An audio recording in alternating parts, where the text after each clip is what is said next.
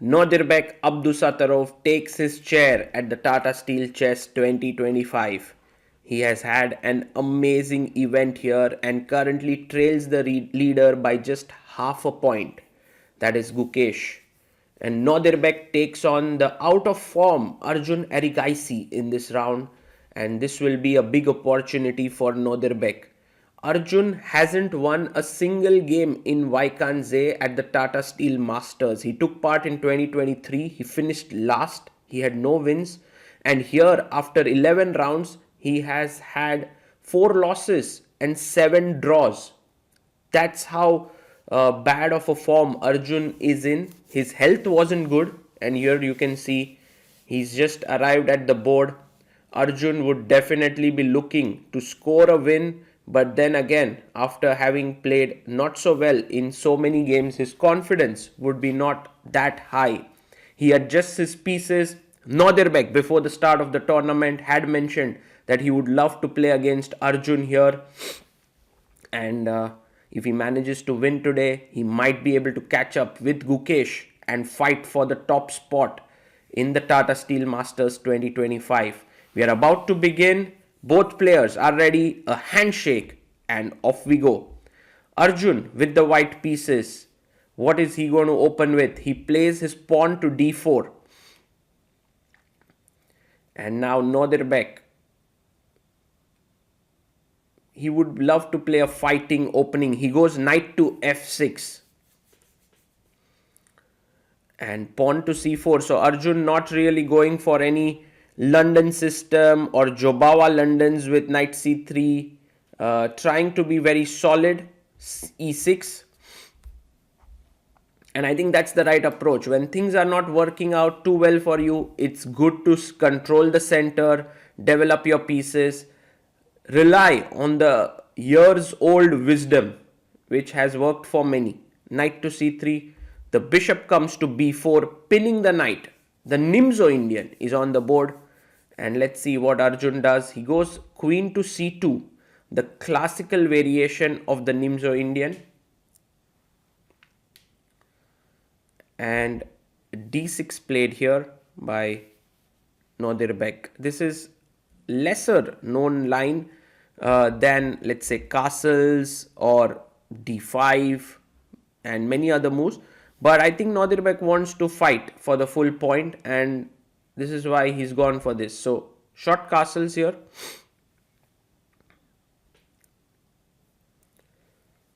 And let's see what Arjun does now. He brings his bishop out to d3. This is a typical way to place your pieces in this e3 variation. Then you bring your knight to either e2 or f3. Nodirbek strikes in the center with c5.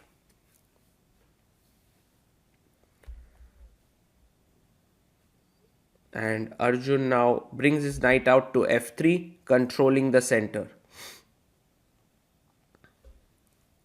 So, a normal natural development of pieces. The knight comes out to c6, putting pressure on the center. And white will now just castle, I believe. Yes, Arjun simply castles. White has a problem to solve of his c1 bishop, while black has a problem to solve of his c8 bishop. Let's see. Ooh, Nodirbek, sort of unprovoked, takes the knight on c3. Now, whether this was required or not is questionable, but he decided to get rid of it. Now queen takes. And perhaps one of the strategies in such positions is that you give up your dark squared bishop and then try to put your pawn on a dark square. So which is why he goes queen e7. And now I believe he wants to play e5 later on.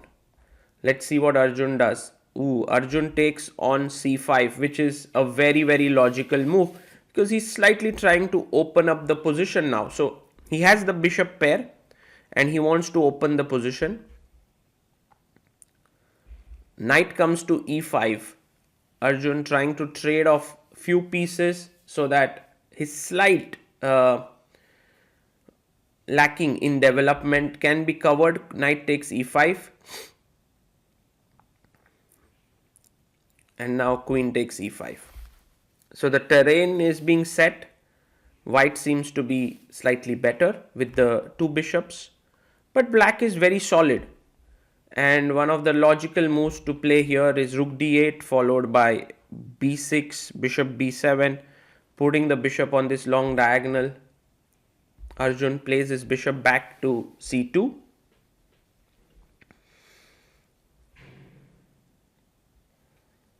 And Nodirbek now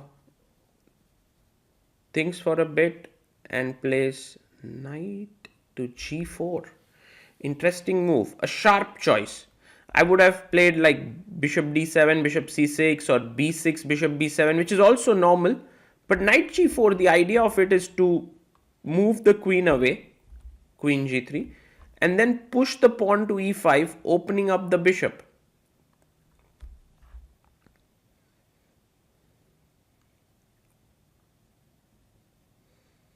So he pushes his pawn to e5.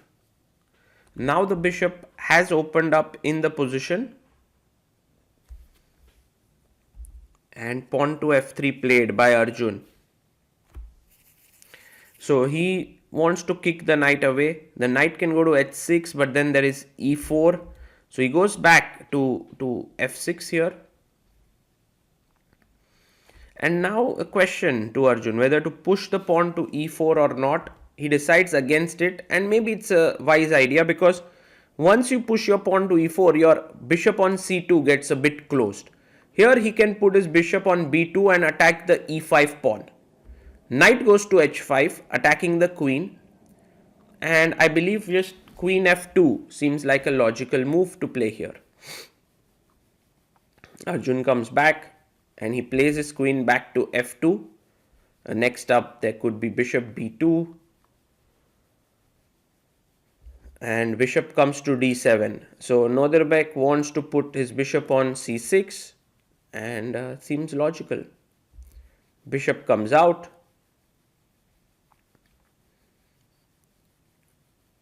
And slowly and steadily white is solidifying his edge because now he's no longer behind in development. He can now contest the d file by bringing one of his rooks. Yes, rook a d1 on the board. So Arjun seems to be doing pretty well here and seems to be in a good position. Now h6 played here by Nodirbek. Whether this advantage is sufficient for something concrete remains to be seen.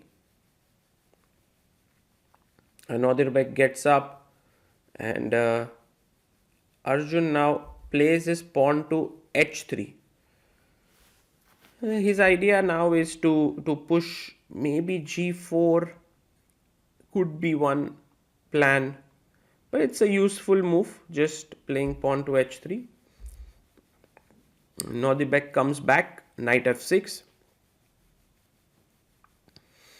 Well, one plan can be to simply trade the rooks, but I guess there's nothing much to be gained by it. I love this move, queen g3, because now you are putting pressure on the e5 pawn and pushing it makes no sense because fe4 opens up the rook here.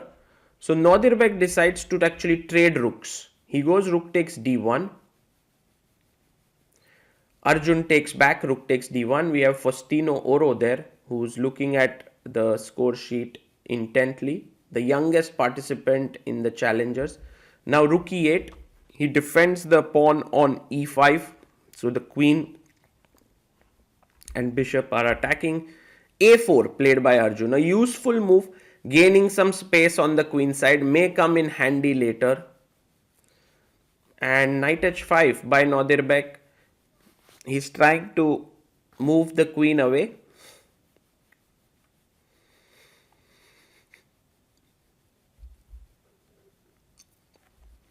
Queen comes back, and perhaps a smart move is just to come back with your knight and ask white, how are you going to make progress? But Nodirbek goes active with queen g5, and that's a huge mistake. It's a huge blunder because, well, it makes sense. He wants to maybe control and a g3 square and put his queen in an active place. But now Arjun has a powerful move at his disposal. Let's see if he manages to find it here. And Arjun does find it. G4. If you see, before this move was played, he had 48 minutes. He just took 3 minutes on the clock to make this move. And all of a sudden, Nodirbek is in trouble. He goes f5. Why? Because if knight f6, h4 traps the queen. He seems to have missed this completely. So he's now panicking. And Arjun goes h4. Very strong move. Pushing the queen away. The queen has to move. Queen f6. He goes queen g6. And now you can just take the pawn. Bishop takes f5. Takes it. Bishop takes f5.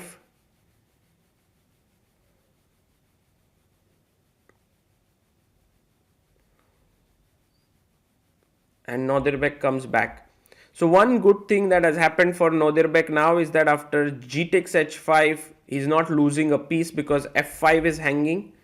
So he can bring back his knight. Rook d6 is a phenomenal move. Maybe threatening bishop g6. He goes knight to f6 back.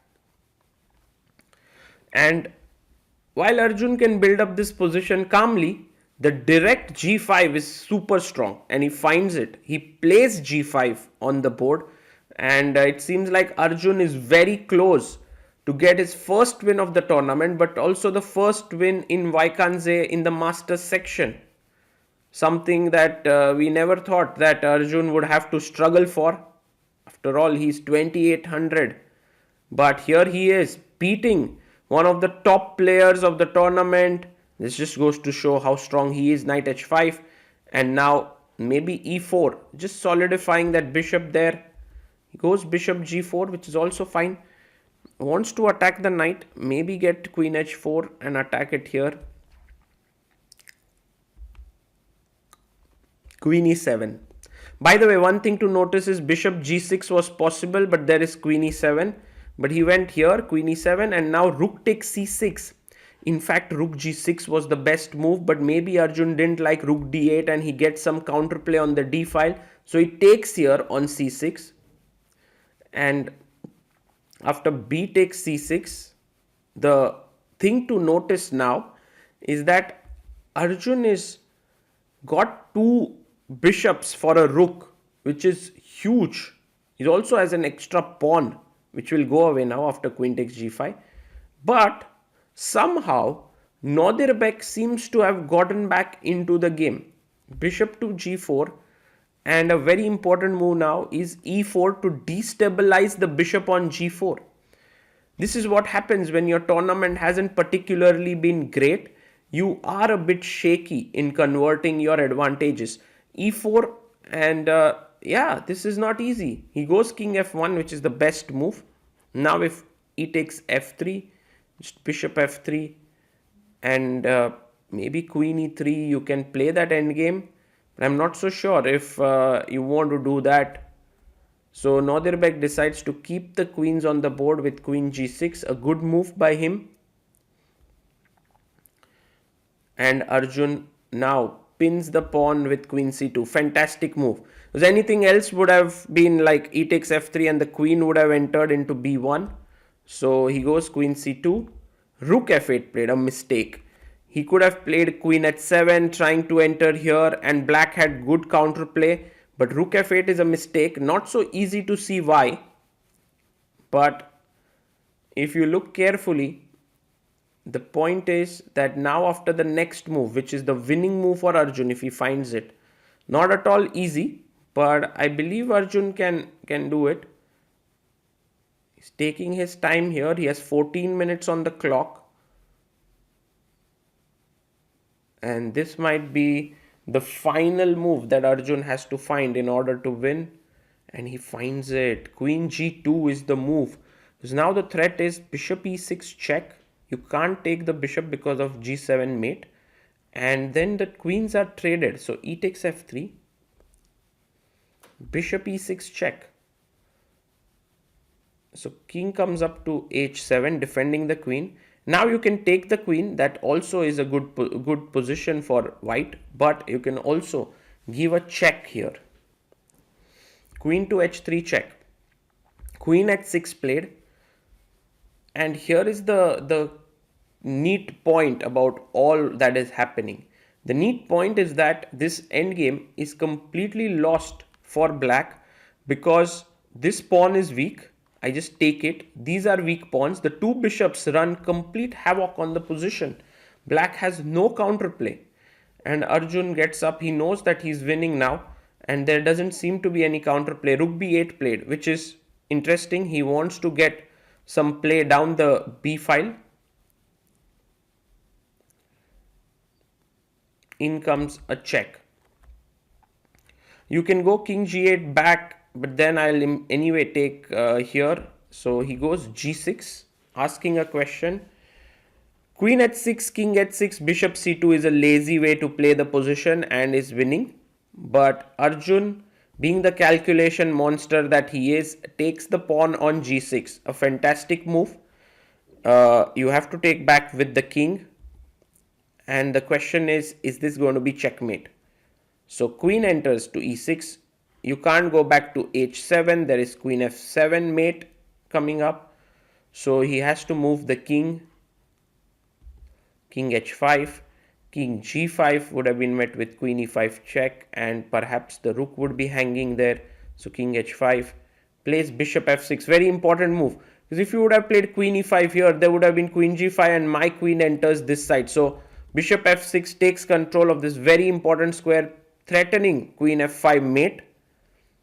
Nodirbek plays queen h7. In comes a check. And there are hardly any moves left. King g6. And he just takes the rook.